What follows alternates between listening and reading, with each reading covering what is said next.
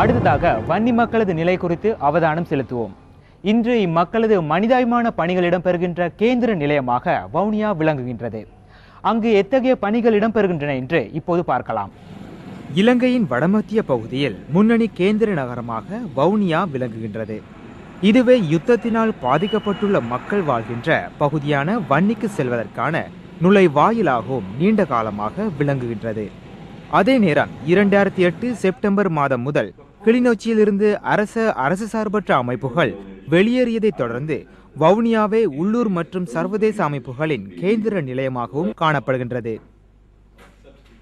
பாதிக்கப்பட்ட மக்களுக்கு மனிதாபிமான தேவைகளை நிறைவேற்றுவதற்கான திட்டங்களை வகுக்கும் மத்திய நிலையமாக வவுனியா கச்சேரி செயற்படுவதோடு இங்கு அரசு சார்பற்ற அமைப்புகளும் பாதுகாப்பு படையினர் மற்றும் அரசாங்க உத்தியோகத்தர்கள் இணைந்து செயற்பாடுகளை திட்டமிடுகின்றனர். 10 நாட்களுக்கு முன்னர் நீண்ட கடினமான பிரயாணத்தின் பின்னர் வவுனியா சிதம்பரபுரம் நலன்புரி முகாமில் தஞ்சமடைந்துள்ள அகதிகளே இவர்கள். கடல் மார்க்கமாக வந்த இவர்கள் கடற்படையினரின் உதவியுடன் இந்த முகாமுக்கு வந்துள்ளனர். தற்போது வன்னிக்குள் இடம்பெயர்ந்துள்ள சுமார் 2 லட்சத்துக்கும் அதிகமான மக்களின் மனிதாபிமான தேவைகள் மீதே இவ்வமைப்புகளின் கவனம் பெரிதும் திரும்பியுள்ளது.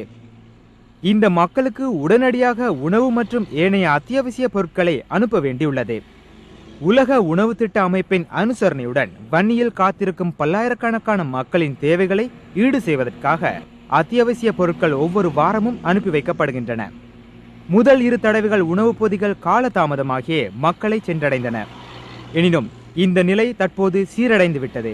அதே நேரம் தமக்கு கிடைக்கும் உதவிகளுக்காக மக்கள் நன்றி தெரிவித்துள்ளமை குறிப்பிடத்தக்கதாகும். தீர்வு திட்டமும் தமிழ் மக்களும், கேலி சித்திரமும் சமகால அரசியலும்.